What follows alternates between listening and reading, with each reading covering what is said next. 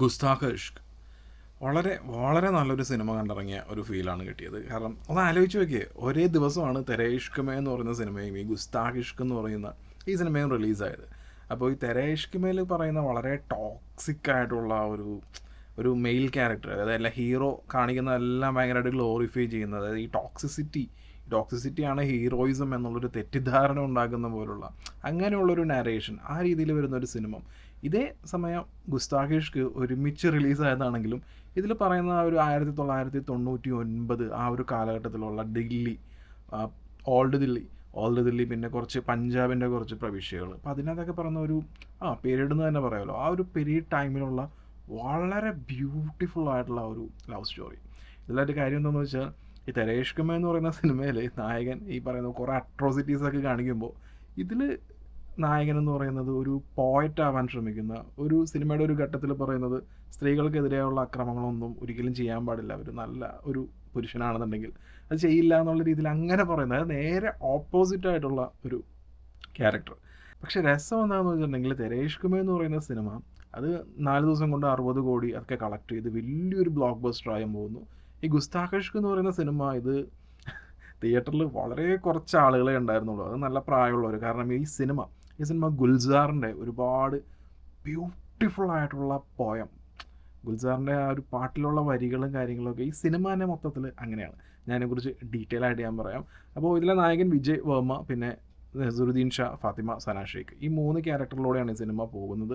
ഇതിൽ വിജയ് വർമ്മയുടെ കാര്യം നോക്കുകയാണെന്നുണ്ടെങ്കിൽ നമ്മൾ ഒരുപാട് കാലങ്ങൾക്ക് ശേഷമാണ് പുള്ളിയെ ബിഗ് സ്ക്രീനിൽ കാണുന്നത്. പുള്ളിയുടെ എല്ലാ സിനിമയും വെബ് സീരീസ് ആണെങ്കിലും ദാഹത്ത് പോലുള്ളതൊക്കെ പുള്ളി കിടിലൻ ആക്ടറാണ്. ഈ സംഭവങ്ങളെല്ലാം നമ്മൾ OTT ആ ഒരു ഇതിനകത്തേ കണ്ടിട്ടുള്ളൂ. കുറേ കാലത്തിന് ശേഷമാണ് പുള്ളിക്കൊരു മെയിൻ സ്ട്രീം ഫിലിം, അത് തിയേറ്റർ റിലീസായിട്ട് വരുന്ന ഗുസ്താഖ് ഇഷ്ക്. ഈക്വൽ ഇമ്പോർട്ടൻസ് ഉള്ള ഒരു ക്യാരക്ടറായിട്ട് നസറുദ്ദീൻ ഷാ വരുന്നുണ്ട്, അതുപോലെ തന്നെ ഫാത്തിമ സന ഷെയ്ഖ്.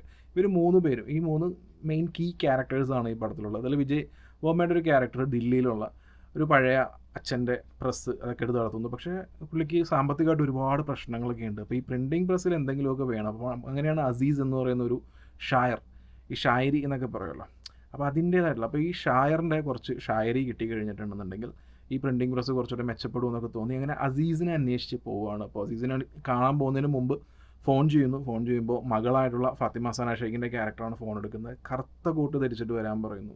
അപ്പോൾ ഈ കറുത്ത കോട്ട് എന്തിനു ധരിക്കാൻ പറയുന്നു എന്നുള്ളതിനൊക്കെ ഒരു റീസൺ അതിൽ പറയുന്നുണ്ട്. പിന്നെ അതിലൂടെ ഈ സിനിമ പതുക്കെ വളരെ മെലോഡിയസ് ആയിട്ടുള്ള ആ ഒരു റിഥമാണ് ഈ പടത്തിനുള്ളത്. നല്ല അതായത് ഈ സിനിമ ഒരു ഷായരി അതിനെ ഡിപ്പെൻഡ് ചെയ്ത് പോകുന്ന കഥയായതുകൊണ്ട് തന്നെ ഇതിൽ വരുന്ന നസറുദ്ദീൻ ഷാ, ഈ ഷായരി പഠിക്കാൻ വേണ്ടി വരുന്ന ആളായിട്ട് വിജയ് വർമ്മ, പിന്നെ നസറുദ്ദീൻ ഷായുടെ മകളാണ് ഫാത്തിമ സന ഷെയ്ഖ്.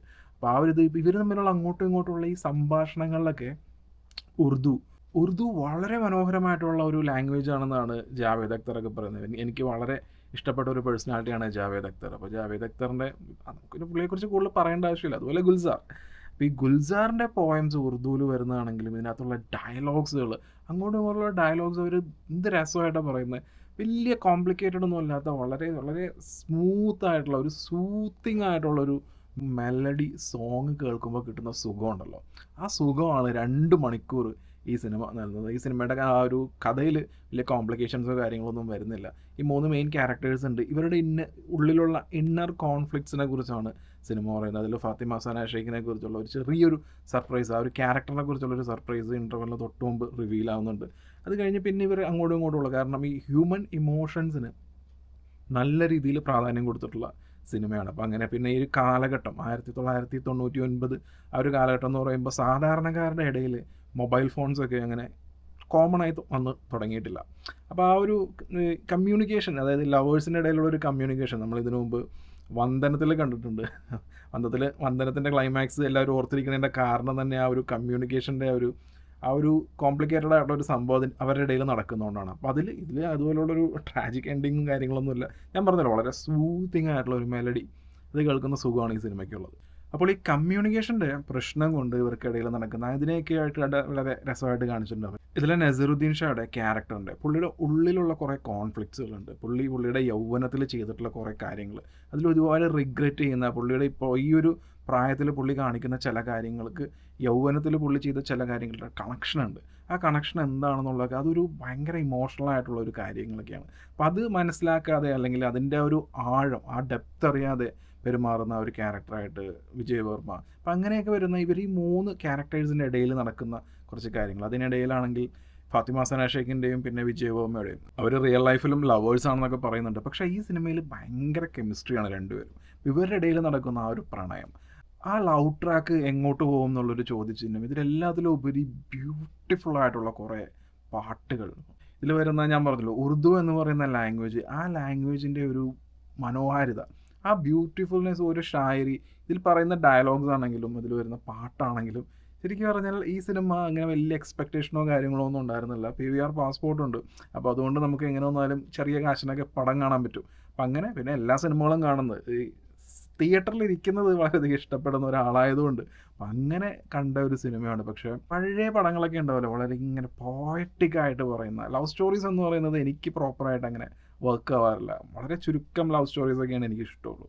കാരണം ഈ ലവ് സ്റ്റോറീസ് പോകുന്നത് ചീസി ആയിരിക്കും, അങ്ങനെയുള്ളതായിരിക്കും. പക്ഷേ ഇതിൽ വളരെയധികം ചീസി ആവാനുള്ള സംഭവങ്ങളെല്ലാം ഉണ്ടെങ്കിലും ആ ഒരു പ്രണയമാണെങ്കിലും അല്ലെങ്കിൽ ഇവരോടുള്ള അങ്ങോട്ടും ഇങ്ങോട്ടുള്ള ഒരു ഹ്യൂമൻ ഇമോഷൻ്റെ ഉള്ളതെങ്കിലും ഭംഗിയായിട്ടുള്ള കുറേ ഗുൽസാറിൻ്റെ ലിറിക്സ്, പാട്ടുകൾ, പിന്നെ ഈ സിനിമയുടെ മൂഡ്, ഇതിൻ്റെ ആർട്ട് വർക്ക് 1999 പുരാനി ദില്ലി ആ ഒരു ഇതിനകത്തൊക്കെ പറയുമ്പോൾ അവരുടെ ഈ സിനിമയിലുള്ള ആർട്ട് വർക്ക്, വീട് കാണിക്കുന്നത്, പഴയ ഷോപ്പ് കാണിക്കുന്നത്, അങ്ങനെ മൊത്തത്തിൽ ശരിക്കും പറഞ്ഞാൽ ഭയങ്കര ഒരു ഫീലാണ്. ഇങ്ങനെയുള്ള സിനിമകൾ അങ്ങനെ അധികമൊന്നും ഇറങ്ങില്ല. അപ്പോൾ നമുക്കതൊരു അറിയാലോ, തിയേറ്ററിൽ കാണുമ്പോൾ നമ്മൾ എവിടേക്ക് നമ്മുടെ ശ്രദ്ധ പോകുന്നില്ല, നമ്മൾ അതിൽ തന്നെ ഇങ്ങനെ മുഴുകിയിരിക്കുകയാണ്. അപ്പോൾ വളരെ സൂത്തിങ് ആയിട്ടുള്ള പാട്ടുകൾ വരുന്നു. ഈ സിനിമ തന്നെ ഇറ്റ്സ് എ പോയട്രി. ആ രീതിയിൽ ഇങ്ങനെ നീങ്ങുന്ന ഒരു പടമാണ്. അതുകൊണ്ട് തന്നെ ഒരു ഗംഭീരമായിട്ടുള്ള ഒരു തിയേറ്ററിക്കൽ എക്സ്പീരിയൻസ് ആയിരുന്നു. നസീറുദ്ദീൻ ഷായുടെ സിനിമകളൊക്കെ പുള്ളി വളരെ സെലക്റ്റീവ് ആണെന്ന് തോന്നുന്നു. അങ്ങനെ ഒരുപാട് പുള്ളി മെയിൻ ലീഡായിട്ടൊക്കെ വരുന്ന പടങ്ങൾ. ഈ സിനിമയിൽ ആക്ച്വലി യഥാർത്ഥത്തിൽ ഈ പടത്തിലെ നായകൻ എന്ന് പറയാവുന്ന ഒരു ക്യാരക്ടർ തന്നെയാണ്. ഇവർ 3 പേർക്കും ഈക്വൽ ഇമ്പോർട്ടൻസ് ഉണ്ട്.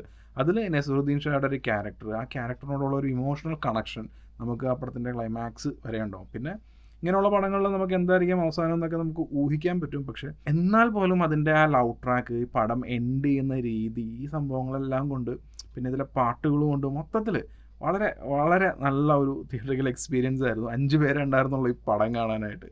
അപ്പോൾ 2 പേരുണ്ടെങ്കിലും ഷോ നടക്കും. പക്ഷേ സംഭവം എന്താണെന്ന് വെച്ചിട്ടുണ്ടെങ്കിൽ ചില സിനിമകളുണ്ട്, ഈ സിനിമകൾ കണ്ടു കഴിഞ്ഞിട്ടുണ്ടെന്നുണ്ടെങ്കിൽ നമ്മൾ പെട്ടെന്നൊന്നും സീറ്റിൽ നിന്ന് എഴുന്നേറ്റ് ഇങ്ങനെ പോവില്ല. ഈ എൻഡ് ക്രെഡിറ്റ്സിൽ വളരെ ബ്യൂട്ടിഫുൾ ആയിട്ടുള്ള ഒരു മ്യൂസിക്കും കൂടി ഉണ്ടെന്നുണ്ടെങ്കിൽ നമ്മൾ അതിൽ ലയിച്ച് ഇങ്ങനെ ഇരിക്കും. അപ്പോൾ ഞാൻ നോക്കിയപ്പോൾ 5 പേരേ ഉള്ളൂ. ഈ 5 പേരും സീറ്റിൽ തന്നെയുണ്ട്. അതായത് ഈ സിനിമയുടെ എല്ലാ മൊമെൻറ്റ്സും അത് 100% എൻജോയ് ചെയ്ത് കണ്ടിട്ടുള്ളവരാണ്. അപ്പോൾ ഗുസ്താഖ് ഇഷ്ക് എന്ന് പറയുന്ന ഇതുപോലുള്ള സിനിമകൾ ഇങ്ങനെ എപ്പോഴും വരുന്ന സിനിമകളല്ല. നമ്മളിപ്പോൾ വലിയ സ്റ്റാർ കാസ്റ്റോ അങ്ങനെ കാര്യങ്ങളൊന്നും ഉണ്ടാവില്ല. പക്ഷേ അത് നമ്മുടെ മനസ്സിലിങ്ങനെ നിൽക്കും. ഇത് ഒരു വളരെ ബ്യൂട്ടിഫുൾ ആയിട്ടുള്ള ഒരു പോയട്രിയാണ് ഗുസ്താഖ് ഇഷ്ക്. ഇപ്പോൾ OTT വരുമോ എന്നുള്ള കാര്യമൊന്നും എനിക്കറിയില്ല. ഇനി വിജയ് വർമ്മ സ്ഥിരമായിട്ട് OTTയുടെ ആളായതുകൊണ്ട് ചിലപ്പോൾ വരാനും സാധ്യതയുണ്ട്. OTT വരികയാണെന്നുണ്ടെങ്കിൽ നിങ്ങൾ കാണുക. വളരെ ബ്യൂട്ടിഫുൾ ആയിട്ടുള്ള ഒരു പോയറ്റിക് ആയിട്ടുള്ള മനോഹരമായിട്ടുള്ള സിനിമയാണ്.